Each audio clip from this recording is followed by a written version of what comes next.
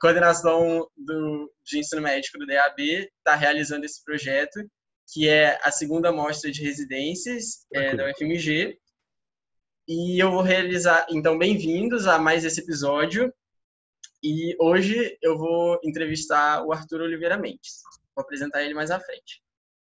O meu nome é João, eu sou do 9º período da UFMG, faço parte da LANFAC, UFMG, faço parte também da Coordenação de Saúde Pública do DAB e vou fazer essa entrevista hoje com o Arthur, que é médico pela UFMG e atualmente cursa o mestrado profissional em Saúde da Família pela UFOP. Além disso, é titulado em Medicina de Família e Comunidade pela Sociedade Brasileira de Medicina de Família e Comunidade e atual diretor do Departamento de Defesa Profissional do Sindicato dos Médicos de Minas Gerais. Então, eu vou começar aqui a fazer as perguntas, que elas foram elaboradas pela Coordenação de Ensino Médico, em colaboração com pessoas que responderam os questionários que eles mesmos elaboraram também. A primeira pergunta, eu queria que você falasse um pouquinho, por favor, sobre a história dessa especialidade, né, a MFC, aqui no HC, o FMG, e também quantas vagas abrem por concurso.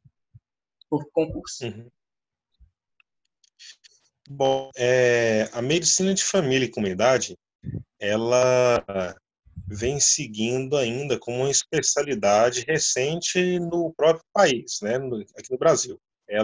Nós tínhamos antigamente a medicina geral comunitária, por um certo período, ela deixa de ser reconhecida e ali por volta dos anos 2000, 2002 até 2007, por ali, é que ela segue no processo de reconhecimento junto à Associação Médica Brasileira, ao Conselho de Medicina, e, salvo engano, em 2002 você passa a ter o reconhecimento da especialidade.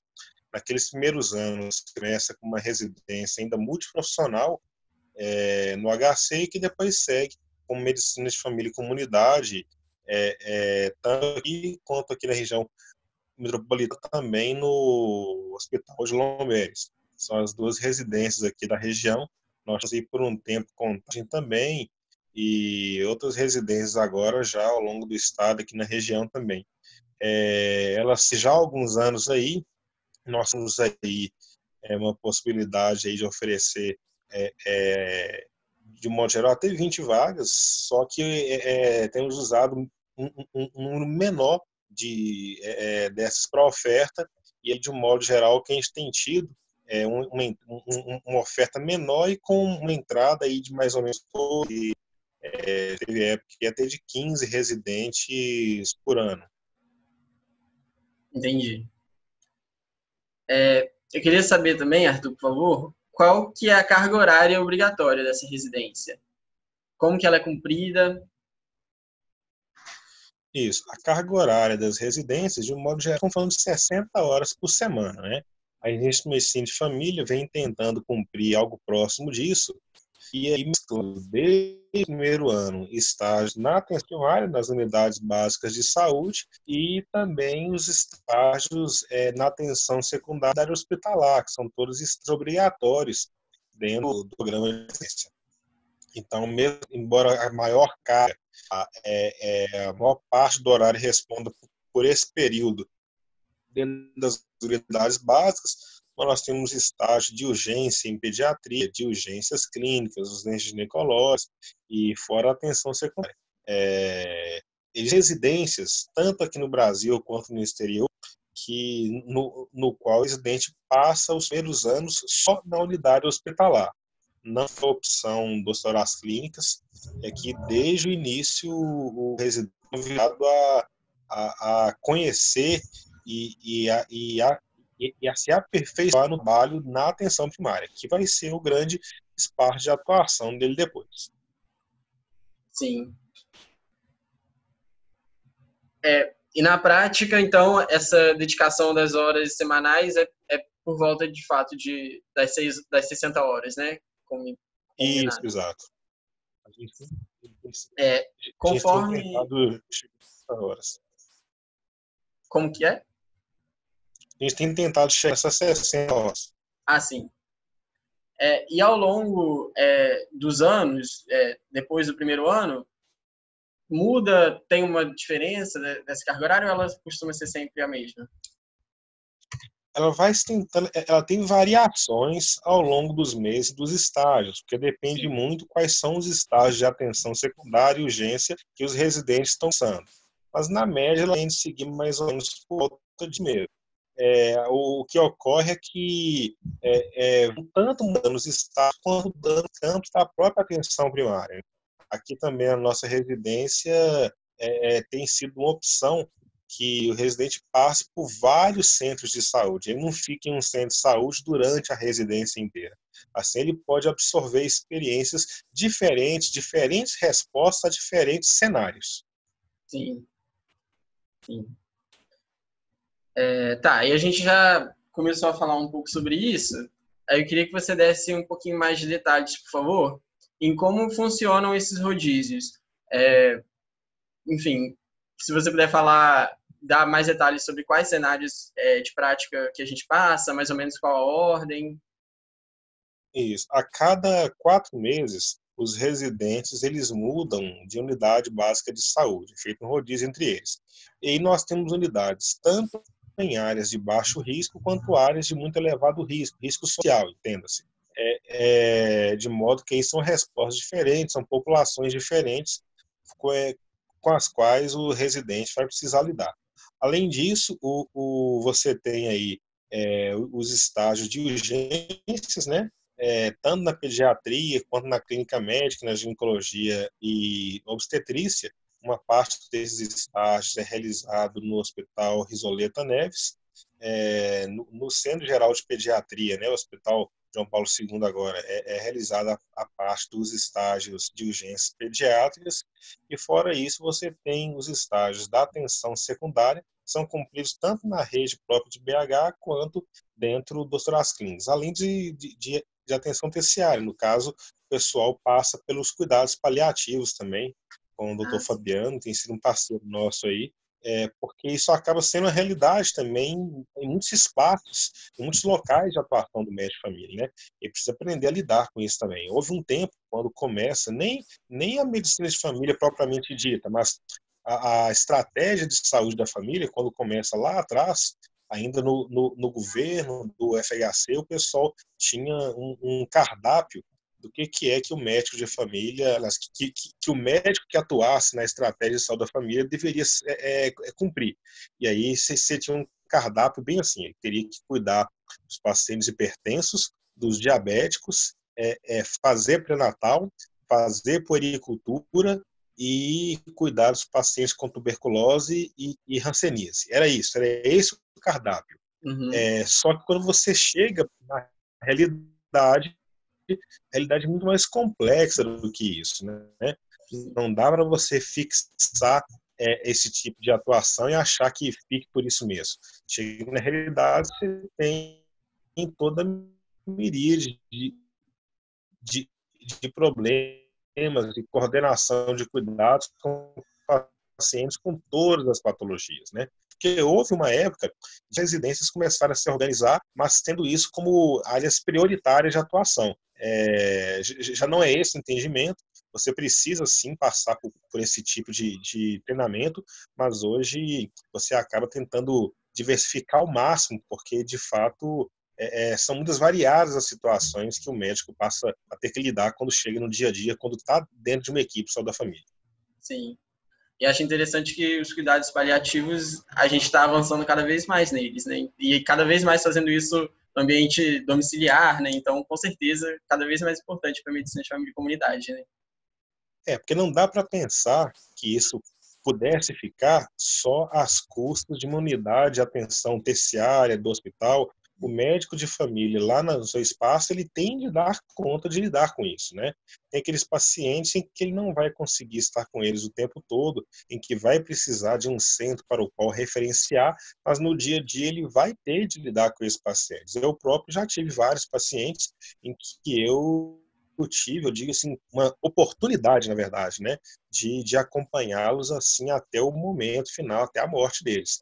E acompanhá-los de fato, pacientes com que eu pude sentar e conversar sobre a vida e a morte e dar suporte à família, e mesmo depois que esse paciente morreu, continuar com a família, né? Hoje, dentro assim, o pessoal tem bolado algumas questões sobre assim, a parte poética da medicina de família, né?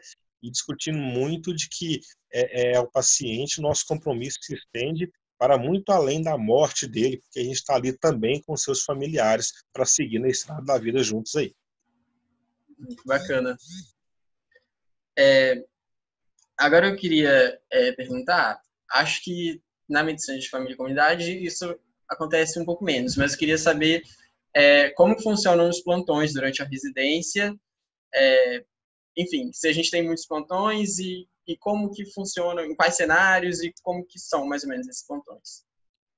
Isso, como a gente tinha conversado, existe uma carga horária de plantões de ambiente hospitalar que ela é obrigatória. Porque, e obrigatório porque, embora esse médico vá atuar na atenção primária, ele precisa conhecer qual que é o desfecho daqueles casos que ele está atendendo e a dar um primeiro suporte para o paciente. E para isso, nós precisamos de volume de atendimento e volume dessa espécie de atendimento que a gente vai ter nessas unidades de urgência. Eles acontecem, como eu já comentei, hoje, dentro do Hospital Risoleta Neves e dentro do Centro Geral de Pediatria. De modo geral, o que nós temos aí, no caso da urgência clínica, por exemplo, e ginecológica, que você tem uma vez por semana, você continua na atenção primária, mas você tem uma vez por semana um plantão obrigatório durante um período da residência. Há momentos de imersão também em ginecologia e obstetrícia, eles têm uma carga maior desses plantões de atuação. Na pediatria, da mesma forma, e aí vai variar como que vai seguir um e outro, mas uma carga que precisa ser cumprida. De vez em quando a gente recebe ainda residentes que tinham expectativa de estar só na atenção primária. Estarão sim ali, que vai ser um espaço misto de atuação. Ele precisa conhecer esse ambiente hospitalar, ele precisa se haver com esse ambiente, e se nós pegarmos por experiências internacionais, em locais onde inclusive o médico de família é responsável pela gestão de alguns leitos dentro de pequenos hospitais. Então, ele precisa se haver com esse ambiente. Ele não será plantonista na vida dele, mas ele precisa conhecer o ambiente hospitalar, ele precisa saber o que acontece com esses pacientes para que ele possa ali se movimentar nesse espaço e conseguir fazer algum tipo de previsão para a melhor coordenação dos cuidados. Entendi. Interessante. Eu queria saber também como que funciona, como que é estruturado a parte teórica da residência. Uhum. Nós temos hoje basicamente dois formatos para fazer essa discussão teórica da residência.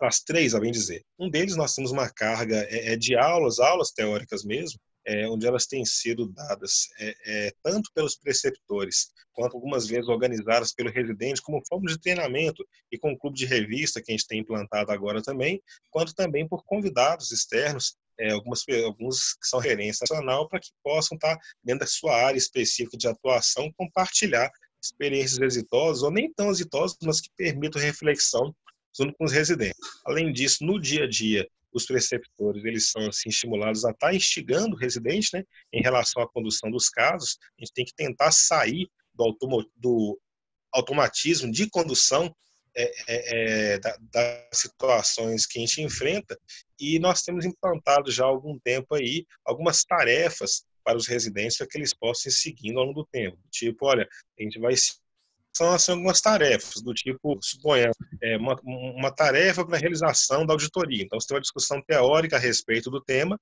e a partir dali, algumas tarefas que precisam ser cumpridas pelo residente em seu local de estágio, para que a gente possa, então, estar fazendo a discussão disso, tentando buscar na prática, né, o ensejo para as reflexões necessárias sobre aquela temática. Entendi. Bacana. Arthur, eu queria perguntar, por exemplo, porque na medicina de família e comunidade tem alguns assuntos que não são propriamente clínicos, digamos assim, mas que são centrais também, né, para a medicina de família e comunidade. Então, por exemplo, competência cultural na atenção primária, esse tipo de coisa é abordado também nesses espaços para formação teórica? Nesses espaços e junto à atuação com os preceptores também. Temos hoje preceptores assim, de diferentes formações e que contribuem para essa diversidade dentro do nosso programa de residência. De fato, são questões essenciais para o trabalho. E muitas vezes, quando se vê de fora, o pessoal acha que, por exemplo, questões como competência cultural, multidisciplinaridade, pautas identitárias e todas essas, o pessoal muitas vezes toma isso como se fossem meras curiosidades. Mas não são curiosidades, elas são necessidades para a atuação profissional. Se a gente pega, por exemplo, a questão da multidisciplinaridade, eu já escutei pessoas falando, até muito bem intencionadas, coisas do tipo assim, médico de família, vocês gostam de trabalhar com outras áreas da saúde, né? Não é questão de gostar, não. Gostar não faz parte dessa história. Isso não tem como você trabalhar sem outros profissionais. Em outros espaços, sim. Num consultório isolado, talvez. Mas na atenção primária, você não tem como trabalhar. Se você pega, por exemplo, um caso de um paciente acometido por AVC acamado, o que você pode fazer por ele é muito pouco se você não trouxer para a gestão do cuidado o profissional da fisioterapia, da terapia ocupacional, o enfermeiro que vai ajudar a fazer a gestão daqueles espaços com a família. Eu tive pacientes, por exemplo, com quadros mentais muito graves, e que eu precisei, para fazer a gestão daquilo e chamar a família, assistente social para conversar naquele momento também, para buscar quais eram alternativas, inclusive de recursos dentro da comunidade para ajuda a famílias que não tinham mais por onde caminhar. Foi-se o tempo onde nós pensávamos que bastava fazer uma prescrição e liberar as pessoas. Isso não existe na medicina de família. Quem pensar por essa linha vai se enganar. Existe um sanitarista de Campinas, o Gastão Wagner, em que ele tem um livro, logo pós o surgimento do SUS, o livro de 93, salvo, em que ele discute quais são as reformas necessárias naquele início do SUS para que o SUS pudesse, de fato, se consolidar. E ele fala reforma da reforma, ele faz aí uma citação ao movimento de reforma sanitária.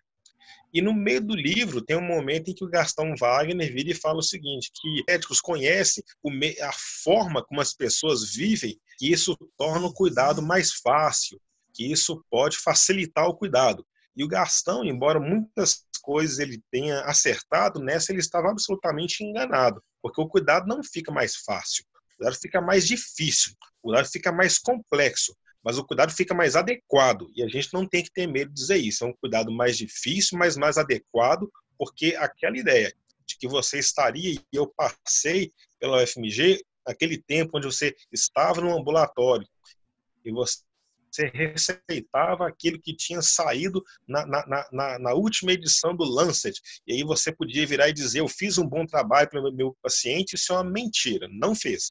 Porque você tem que entender como é que essa pessoa vive para saber o que é mais adequado para ela, o que você pode de fato caminhar, quais são os outros recursos que você precisa. E isso não é porque a gente é bonzinho ou malvado, mas porque isso é necessário.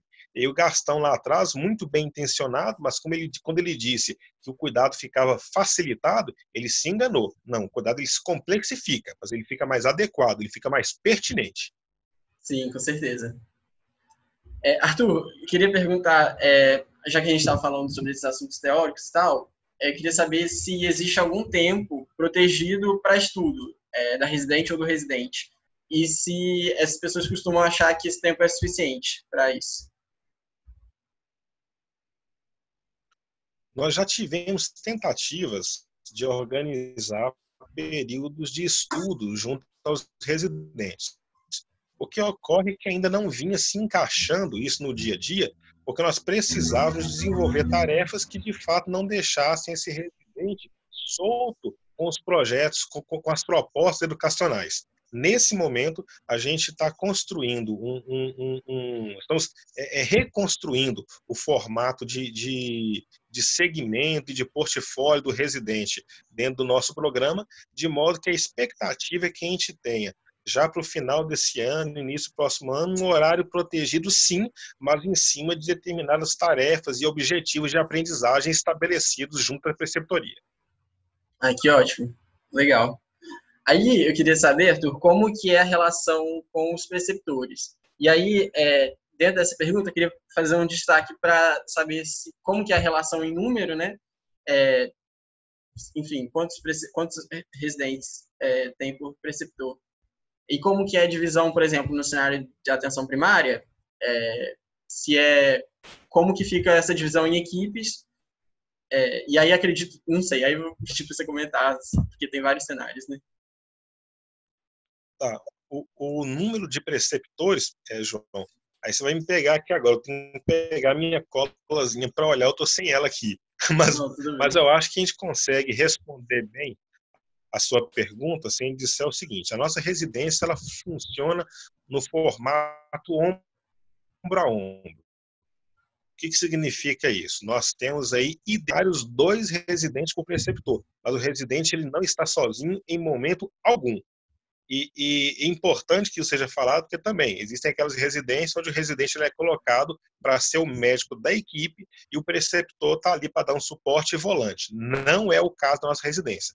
Nossa residência, o médico da equipe é o preceptor. O residente vem somar esse trabalho e eles estão ali ombreados no cuidado com os pacientes. O residente não está sozinho em momento algum. Entendi.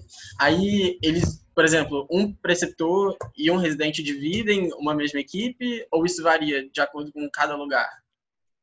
Eles não dividem a equipe. Existem locais no país que fazem isso. A equipe é partida ao meio e cada um é responsável por uma parte. Também não é o nosso caso. A equipe é só uma. O médico é só um, é o preceptor. O residente está ali somando e a agenda que ele segue é a agenda do preceptor. Entendi. Legal. Mas é interessante isso que você pergunta, porque tem locais que fazem isso realmente. Pega uma equipe e coloca como se fosse assim, ó, metade da equipe é de um, metade é do outro e vai dando suporte. Não é o caso aqui. E tem locais também que deixam o residente com a equipe toda e o preceptor ou está dando suporte, ou você tem preceptores volantes. Não é o nosso caso. A equipe a qual o residente ele se vincula é a equipe do preceptor. Todos os nossos preceptores são médicos da rede pública aqui de BH, responsáveis por uma equipe, com ou sem o residente. Entendi. E todos os preceptores são também médicos de família e comunidade?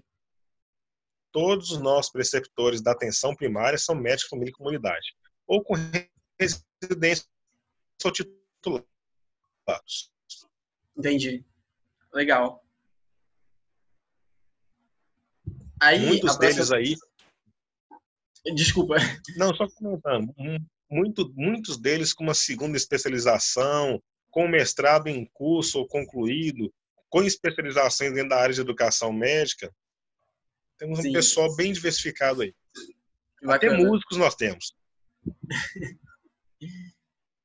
Eu queria saber como que se dá a evolução da autonomia da residente ou do residente ao longo desses anos.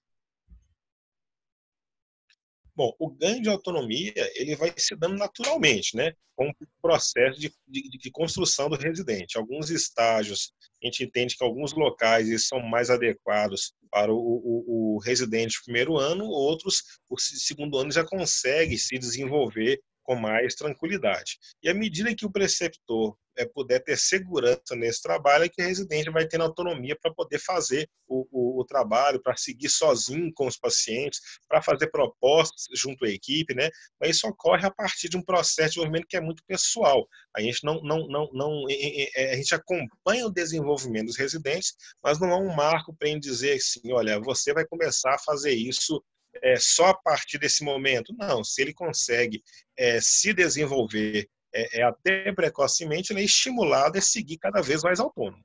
Sim, entendi. Tudo vai sendo no ritmo de cada um, então, né? Sim, no ritmo de cada um. Ok.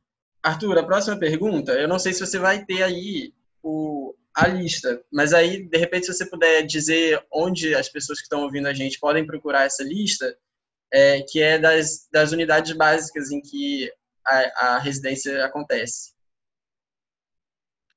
Nossa, é um número grande de unidades básicas onde acontece. Essa lista, nós tínhamos uma página da residência há pouco, ela deve ser reativada e com todos esses endereços.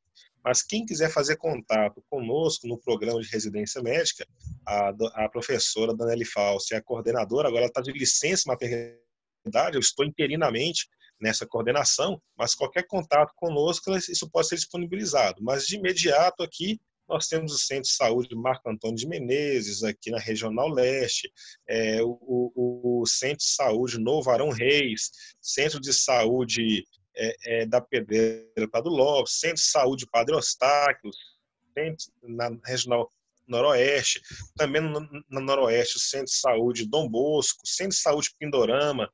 Nós temos, assim, espaços por toda a cidade. Bacana. Arthur, durante a residência, existe algum contato com as PICs, que são as práticas integrativas complementares, ou alguma formação nesse sentido?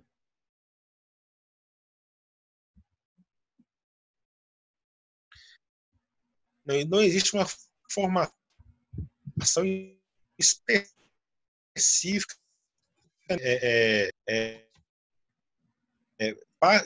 isso vem a ser realidade que eles vão encontrar no dia a dia de atuação da atenção primária. Não tem uma formação específica na área, porque a gente teria que ficar adentrando nos meandros das próprias práticas integrativas, né? Mas os residentes são apresentados às PICs e alguns dos nossos cenários de prática, eles são cenários que contam com algumas pessoas que atuam nessas áreas.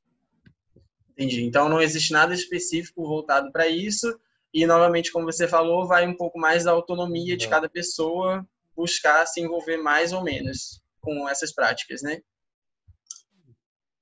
Exato. Em alguns locais de prática, nós temos pessoas que estão ligadas às PICs, mas, assim, não existe uma formação específica para isso na residência. Isso teria que acabar entrando nas questões específicas dessas áreas e a gente tem muita coisa que está repassando aí próprio da medicina de família também. Sim. Essa próxima pergunta aqui eu acho bem interessante. É o seguinte: existe algum estímulo ou facilitação para seguir carreira de pesquisa? Nós temos hoje algumas possibilidades dentro da residência, tanto para pesquisa, com alguns preceptores que já seguem com alguns trabalhos, quanto em função do próprio contato com a faculdade, não só pesquisa, mas para ensino também. Ao entendimento hoje de que essa formação é necessária.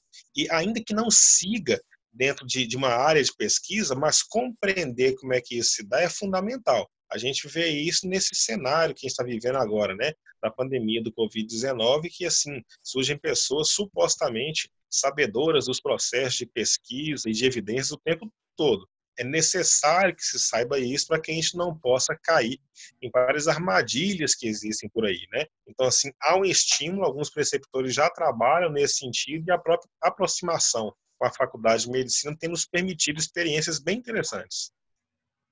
Entendi. Você pode dar exemplos de repente, alguma área específica que essa interação costuma acontecer de forma mais intensa? Nós temos feito publicações na residência relacionadas ao processo de ensino e aprendizagem da própria residência. Para além disso, nós temos também uma aproximação com a faculdade e com trabalhos de ensino do pessoal dos primeiros anos do curso médico, né? Aí ali existe muitas vezes a participação dos nossos residentes para compreender como se dá esse trabalho junto aos estudantes e para a gente começar a fazer aí uma discussão sobre quais são os processos de ensino e aprendizagem, tanto para a graduação quanto no caso das residências. mas tem sido principalmente em cima dessa área o nosso foco, com publicações de residência e preceptores, inclusive. Entendi. Eu tive aula com uma residente de MFC no HC, do HC na minha APS. Foi a melhor APS disparada. Que ótimo. Agora, uma pergunta mais pessoal, sobre como foi o seu processo de escolha da especialidade. Eu sou mais antigo nessa história, né, Marcelo? Então, a especialidade veio até mim antes que eu pudesse chegar até ela. Eu segui com a especialização dentro da FMG, depois com a titulação junto à Sociedade Brasileira de Medicina de Família e Comunidade, e como já vinha trabalhando dentro das unidades básicas de saúde, e a gente comentou no início, tem situações pelas quais a gente passa que elas não são meras curiosidades. Abordagem familiar, abordagem comunitária, projeto terapêutico singular, elas não são só coisas bonitas no papel, elas são as necessidades para que você possa seguir o trabalho. Você se incomoda para querer fazer algo mais e algo melhor.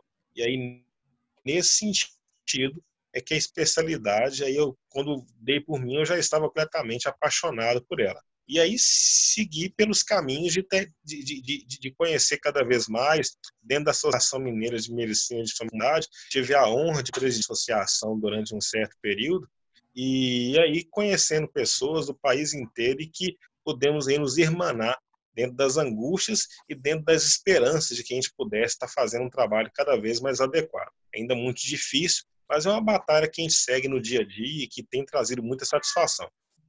Com certeza. Tá.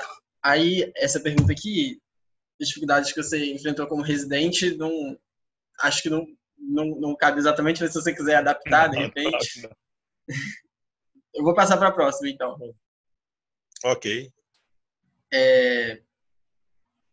Eu queria ver se você consegue, de repente, citar vantagens e desvantagens do programa do HC, dessa especialidade, MFC, talvez em relação à média nacional, ou alguns outros que os nossos estudantes da UFMG possam considerar. Um pouco polêmica, talvez, né, essa pergunta. A UFMG, ela é um mundo, né?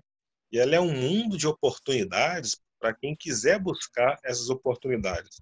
Eu acho que a vantagem hoje, dentro do nosso programa, é principalmente essa diversidade ali dentro, diversidade junto aos nossos preceptores de diferentes formações, com diferentes histórias, alguns deles egressos da residência, mas todos com histórias muito peculiares, muito particulares, que podem assim contribuir para que as pessoas entendam que a universidade, antes de se fazer na prática diária, ela tem que se fazer dentro do coração e da alma da gente. Eu acho que isso a gente tem muito a oferecer.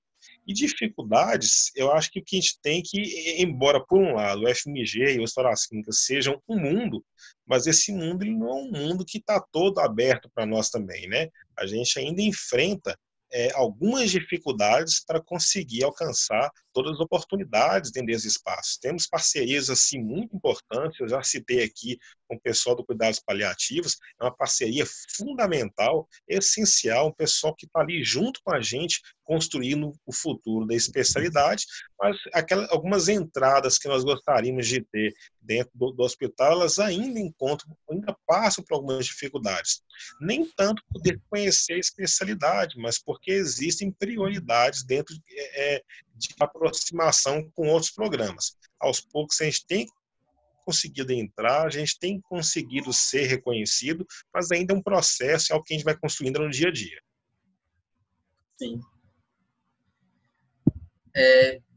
E aí, Arthur, sobre o mercado de trabalho da especialidade, o que você tem a falar para quem está pensando em seguir esse caminho? O mercado de trabalho vem crescendo cada vez mais.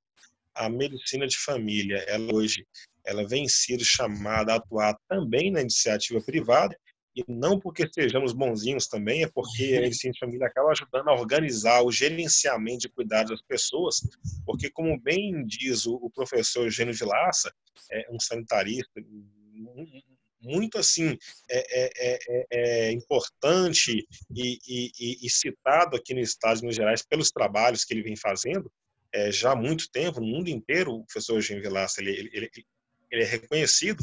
Ele fala o seguinte, que a medicina de família, ela não se trata de realizar um trabalho para redução de custos, mas se trata de qualificar os gastos, porque o problema não é você gastar, o problema é você gastar mal. E aquele formato que você tem na iniciativa privada, mais comumente na iniciativa privada, que é aquela pessoa que abre o caderninho do plano de saúde e ali trata aquilo como se fosse um cardápio, onde ele vai escolhendo várias especialidades, isso não contribui para a gestão do cuidado, não contribui para a melhora das condições de saúde da pessoa. Tem que ter alguém que ajude a gerenciar e organizar isso, e nesse sentido é que a iniciativa privada vem chamando a medicina de família. Dentro do SUS, ela já faz parte do sistema. Quando eu era estudante, eu me lembro que tinha professores que diziam o seguinte, que olha, medicina de família, saúde da família, isso um dia vai acabar. Mentira, isso não vai acabar. Isso vai crescer cada vez mais e pode se transformar em algo melhor. Mas para trás, a gente não vai mais nessa história. E o mercado ele vem se abrindo, então, com oportunidades diversas. E aí você tem uma faixa salarial, de modo geral, o pessoal tem, dentro do SUS, exigido 40 horas de trabalho. Na iniciativa privada varia, mas você tem aí vários postos com 20, vários espaços com 20 até 36 horas de atuação, de exigência de atuação, e com salários que vão variar aí de 8, 9 mil reais, podendo chegar a ter 20, 30, aí depende realmente de onde que a pessoa vai estar atuando. Sim. Obrigado por essa resposta. Agora, a última pergunta aqui programada pela coordenação de ensino médico é o que você diria para um acadêmico que está pensando em seguir a carreira da medicina de família e comunidade? Bom, a medicina de família e comunidade é uma especialidade que trabalha com gente na sua essência, sem absolutamente desmerecer nenhuma das outras especialidades médicas. Mas nós temos especialidades que trabalham com áreas bem específicas, especialidades que migram muito para questões procedimentais. Na medicina de família, você tem que estar disposto a ver gente, a conversar com gente. Quem gosta e gosta muito de gente de todos os jeitos, de todos os tipos, de todas as cores e sabores, de todas as matizes, vem, que eu tenho certeza que vai ser muito bem suprido nesse desejo de interação, nesse desejo de conhecer. É uma área que vem cada vez mais crescendo, tem muita coisa aí por se fazer ainda e precisamos de pessoas de fato interessadas, com paixão, para poder desenvolver um bom trabalho e com desejo de se aperfeiçoar tecnicamente. Tem muita coisa para seguir e aí tenho certeza que não só aqui no Hospitais Clínicas, mas nas residências de medicina de família, ao longo de todo o país, as pessoas estão aí de coração aberto para recebê-los. Legal. Inspirador ouvir essas palavras. Arthur, tem mais alguma consideração que você gostaria de fazer sobre o programa de residência ou sobre algum outro aspecto? Não, só dizer que a gente está aqui pronto para receber todo mundo e que quem quiser estar conversando mais a respeito, conhecer os campos de estágio da especialidade, o pessoal está aberto aí para recebê-los, para que a gente possa estar apresentando e tirar eventuais dúvidas. Estamos aí à disposição de vocês. Legal. Acho que essa receptividade é muito importante para quem está pensando em seguir o programa. Arthur, então, queria agradecer a você por ter se disponibilizado para estar aqui respondendo essas perguntas esse horário, depois de ter saído lá do centro de saúde correndo. Muito obrigado por tudo. Desculpa aqui qualquer problema da conexão, não sei o quê. Espero que tenha sido uma... Desculpa a correria também, não está com todos os dados aqui. Mas aí, qualquer coisa, a gente está aqui pronto para estar esclarecendo ou corrigindo. Sim, não. Algumas dessas informações são mais objetivas, né? São mais fáceis também de da gente ir procurando, né, pela internet e tal. Enfim, então eu queria agradecer em nome da coordenação do ensino médico do DAB, dizer que acho que foi muito proveitoso para quem pode estar pensando em seguir o programa de residência em medicina de família e comunidade do HC. E é isso, muito obrigado por ter se disponibilizado por esse tempo. Foi um prazer estar com vocês. Tudo de bom. Abraço, tudo de bom. Tchau.